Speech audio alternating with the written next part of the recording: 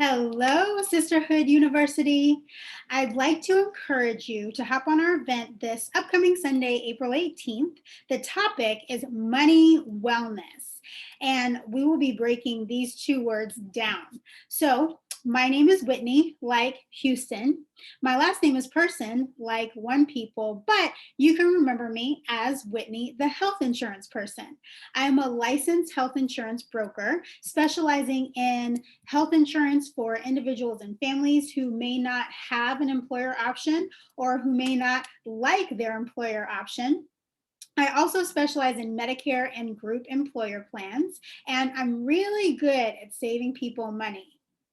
So, this Sunday, I'll be discussing ways to save on policies, on procedures, on prescriptions, and I'll also going to be talking about the changes that are taking place in the healthcare industry as a result of the American Rescue Plan that was signed into law on March 11th.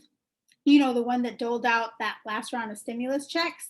So hop on this Sunday, 6 p.m. Eastern Time, 5 p.m. Central, and get informed.